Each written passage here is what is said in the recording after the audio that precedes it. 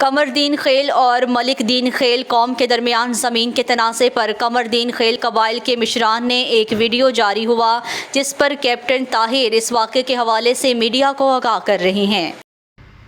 कैप्टन Tahir Saheb د قوم کمر خیل او قوم ملک دین خیل د ځمکې تنازع چې د دې په تناظر کې د قوم ملک دین خیل یو مشر یو ویډیو جوړ کړی دا د هغې په باره کې د تاسو څه تاثرات دي؟ بسم الله الرحمن الرحیم. یو خو زه تاسو د میډیا والا شکرګزار یم چې تاسو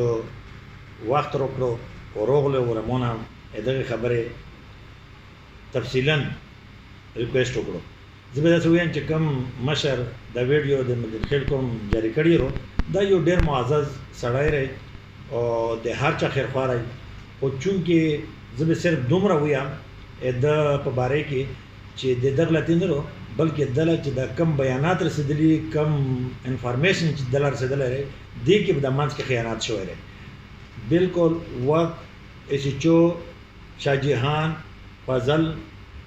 ایسی له ورکړی شوی و، خو د ایسی د واک نه مخکې مو درخواست ورکړی و چې دا خبره زه په واک و د روایتي فیصله باندې نه کوم، دا زه په شریعت او په عدالت باندې دا کول غواړي. کمرخیل دا په دا دوه شیانو باندې کول غواړي. پر هغې باوجود هم ایسي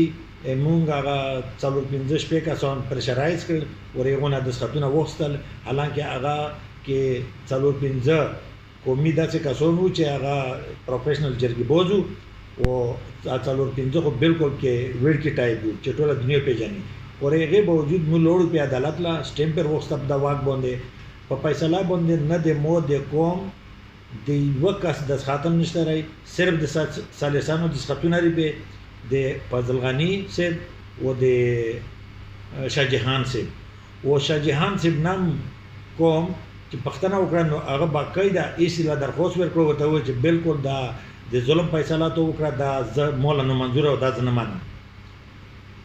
او هغه درخواستونه موږ سره شته، دا کومو نه چې واکونه اخیستي وو هغو هم بالکل دغې خبرې مکمل تردید کړی دی او کینسل کړي دی. او په مخ ټیم کې چې کله فیصله 2 میاشتې پس فیصله وروله شوه نو په دغه ټیم کې باقاعده هغو اوچت شوي دي ورته وایي چې دا فیصله موله نه منظوره وه.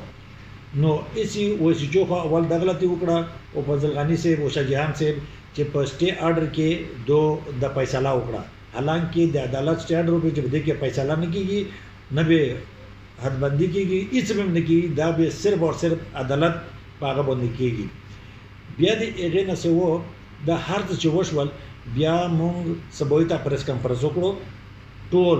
دنیا له ټول پاکستان نه پته وو، ټول اخبارونه کې راغلي دي. او د هغې نه علاوه زه د دې مشر په باره کې به زه دا خبره وکړم چې مو د 2-3 ورځې مخکې د سره باقاعده په دا کې هغه کړی دی چې یارې ته په دا خبره کې روشه او کېدای چې ته غوندې مخلص خلک کې روشي نو کېدای چې دا خبره یوه طرف ته شي. بیا دغه فیصله چې دوی وایي چې شوې رو، حالانکې په دا باندې د کمرخیل د یو مشر دستخط نشته په فیصله باندې، په واک باندې شته خو واک 2 میاشتې مخکې وو او بیا په واک باندې ټول کمرخیل ورته وایي چې موږ یې په واک نه کوو، سټې آرډر یې پرې واخیستو. دا صرف مو پرې نه راخیستی، ټول کمرخیل سټې آرډر پرې راخیستی. د 3 تپیرو ور 3 تپیرو نمایندګي په دا سټې آرډر کې شامله وه. د هغې نه بعد بیا دوی لاړل شپه په شپه باندې و هلته کې د سبوي موده یعنې مو په کلیو باندې په هغه باندې ډاز ډوز او شپې قبضې شروع کړې. نو بیا خو چې فیصله شوې وای نو بیا خو د ډاز ډوز هم ضرور نه و، ایساره د شپې تګ هم ضرور نه و، بیا په غلا باندې د قبضې څه ضرور و، خو صفا سوتره روغلی به وای او په خپل هغه باندې بیا کور کړی وای او ویلي به وای چې یاره زه په خپل ځای باندې کور کوم. خو چونکې داسې بالکل نه رو فیصله بالکل نه رو شوې قوم کمرخیل بالکل نه رو منلي و نه اوس مني. مو اوس هم بېګا د توهین عدالت سمنونه ایسي ته او ایسیچو ته په دې کې جاري شول او شاه جهان بھائی ته او فضل غني حاجي صاحب ته په دې کې اوس هم جاري شول، د توهین عدالت سمنونه جاري شول. نو زه دا ریکویسټ کوم کشراته د ملک دین خیل کوم او کشراته د